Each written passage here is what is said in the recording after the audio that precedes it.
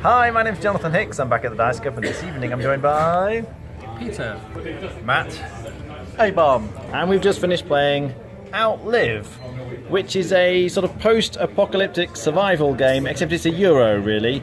I think the loose theme here, is that there's some kind of convoy that's going to take away the people who manage to survive the best. So you're trying to get victory points. Whoever gets the most gets carried away and saved, and everyone else dies horribly or something like this. But the way you play the game is quite interesting. You have your own kind of player board here, and as you go through the game, you're trying to build rooms here. You start with a lot of these rooms, if I just flip this over, kind of unbuilt, and it costs 3 resources to build the room. Now, there's various types of resources. So you've got wood, iron, and microchips, and you've got little places for storing them here. You kind of collect them on the main board, which I'll talk about in a second. But you build the room, and then you fill them with people like I've done here, and then each of these rooms has a special ability that helps you. So for example, if you manage to complete this room, this makes it cheaper to build all the other rooms because it costs 2 fewer materials, which is great. So you're trying to acquire or fill the rooms, get lots of people to come and live in your shelter, build equipment, and those are the main things that are going to get you victory points. In terms of how you do that, though, you move around on this board. So you have a pile of guys who at the start of each round, they're all lying down. They're kind of in hiding, and then one at a time you kind of activate these people. So if I take this guy here, he can move up to 2 spaces kind of around the edge of the board. There's all these different spots. So you could go 1, 2 to this space here, and then you kind of activate the space. You can't go where you've already got a guy, though, and you're limited, as I say, by the 1, 2. So you've got to think quite carefully about where you're going. And the other thing to bear in mind is you can see there's numbers on these guys. That does 2 things. First of all, that's the number of actions you get at this location. So this lets you search in the city. So you'd be turning over 1, 2, 3 tiles, and you kind of get the stuff.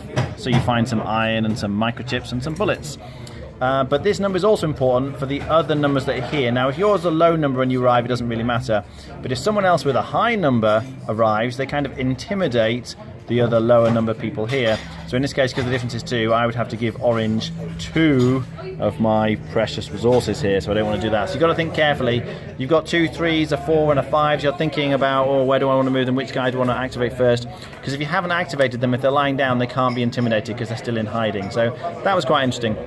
So you're going here to get your microchips and your wood and your iron and your various resources. Bullets appear over there. But some of these spots you can also go hunting. Food is quite an important resource. You've got to feed the people at the end of every round. So you can see if you've got people in this room, it costs 3 food. Whereas people in this room only cost 1 food. So different rooms have different food requirements. You also need water. You generally keep a couple of people in the airlock up here, and you have to fill them with water. I'll explain why in a moment. But you can go hunting to get food. So you'd spend, this require a level of 3 here. You can add bullets to increase the strength, but if you manage to successfully defeat this, it gives you food. And the interesting thing is the more of these you manage to defeat, the more food you get. So for the first one, you only get 5 food here, but then your second one, you would get 6, and then 7, it keeps increasing. So you're kind of wanting to go for the same kind of animals, but there's several places where you can go hunting. This is another place for getting food, and you can get extra survivors to come into your hut. And one issue you've got to think about, though, is radioactivity. You have this radioactivity gauge down the side, and you're going to increase it typically every round, or you can become more radioactive, and you're losing points if it goes too high there. If you manage to reduce it, then you're actually gaining points at the end. And one key thing, I talked about the airlock here, the more people you have in the airlock, the more it prevents your radiation going up. There's a couple of spots as well. You can prevent radiation by getting some algae from there. Some of the things in the city will prevent your radiation as well. And then the final thing really is there's an event that's going to take place each round. So you flip over one of these cards, and it's some negative event. So in this case, oh dear, there's some sort of disease, and it means whenever you go hunting, you're going to get 1 less food. So that's annoying.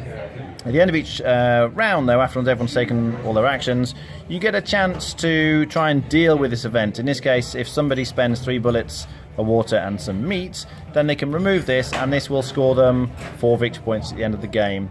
So as I say, the main ways you're getting points are dealing with these event threats, building equipment. At the end of each round, you get a chance to build the equipment. Cost is at the top right here, and that gives you some extra ability. Like this means I get a survivor when I go to the city. Lots of different equipment, which is quite interesting. And then you're getting points for getting survivors and filling your rooms. Most points wins. What do we think? While the rule explanation when you're first learning is quite challenging, once you get the idea, the mechanisms are very, very easy. You're doing effectively 4 actions at a time, and it's just a case of moving from one place to another. So that strategy is very simple. The thing that I struggled with is even though I came second through by having a lot of people, equipment does seem a very strong way to give you advantage. Now, because of the game requires you kind of knowing what the other player is potentially going to do next, where I think it falls down is that as a new player, I don't know what all the equipment cards do, so it's very hard to predict what that player is going to do because it's probably the best move for that player. So it's very hard to then predict what the other player is going to do. So you're always kind of thinking, well, I wish I'd done that a turn before because all those resources have now been taken because it was good for that other player to take them because of all the bonus equipment they had. I made it a really good idea to go to that location. It's a very good game, very easy to play. I just think it's very hard to potentially master because it's effectively like a deck builder where if you memorise every card, you kind of know what everyone else is doing, but until you get to that stage, you're kind of guessing. So that's it, really. Okay, Matt. Yeah, like Pete says, it is simpler than it looks. It looks quite a complicated game, but it's a lot easier to play than you might think. And yeah, the equipment's really powerful. There aren't that many different equipments to get. There's a few copies of each thing, and generally they pair up. So you can get bonus point if you match the symbol in the middle there, and usually the matching things will do a thing in the same place. So if you can get the matching symbols, then going to that place is very powerful for you. But the way the movement works, that you can't go back to a place that you went before, means that if you want to keep going to the forest, for example, that I wanted to do with my axe and bow, I've first got to move the guy out of the forest that I took there last turn before I can move someone else in. And you've got to decide, when do I do that? Do I want to do that so I can do it soon, or do I want to do it towards the end of the round so I can ambush someone else who's already gone there, but then they might have taken all the resources that I want? So there's a lot of that kind of trying to plan ahead what you think other people are going to do. And once people get equipment, you can get an idea of what they're doing. So if you look at me and go, oh, he's got the axe and the bow, he's probably going to go to the forest, and you look at who I've got that's in range of the forest and maybe think, yeah, it's going to be his number 3 that goes to the forest, so I'll wait till he's done that and then I'll go and jump him. So yeah, there's a bit of strategic planning there that can get your head in a bit of a twist, which is nice. And yeah, the only real luck factor to the game is searching the cities for which tiles you turn over. Everything else is pretty much out there and you can see what could happen. So yeah, it's really nice. I like it. Okay. Abel? Oh yeah, I really enjoyed it. It's a good sort of Euro. The theme is what attracts me to the game. It reminds me of sort of Fallout Shelter, that sort of thing. And it feels a little bit like, there's always a struggle for food. People always fighting over resources. Yeah, I quite like it for that. One of the things which does interest me is the movement of your pieces. Because effectively you've got one strong as a 5, a couple of 3s and one in the middle. And it's all, you put your big guy moving out first, in which case you can't be intimidated, can't be pressured. Or do you actually hold him back, waiting to then jump and pressure someone else? So there's quite a little bit of, thinking ahead on that. So yeah, this is my second game. I have to admit, I've done worse than the second game than the first. There's quite a lot going to it. I'd also agree with the others in terms of the rules themselves are quite simple, but there's a lot of bits to it. So there's a lot, you're reading this, there's lots going off, there's lots of different equipment, rooms, but actually once you get your head around the basic rules, it's not that tricky. So yeah, I really like it. Rating? I'd probably give it 7.5. Okay. Matt? So like Andrew, I did much worse this game than I have on previous games. I think I was taking it easy on the new players, not thinking about my moves well enough. But yeah, generally I think I would give this game 7 out of 10. Okay. Somewhere around there. Yep. Peter? Well, I'd give it an 8.5 out of 10. It's a game that I'm going to buy. I think it's a game that's very easy to play, and through repetition, you get the nuances of the game, unlike other games that are perhaps very difficult to play.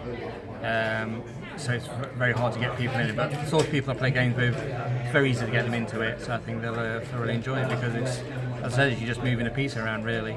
It's the nuances of doing well.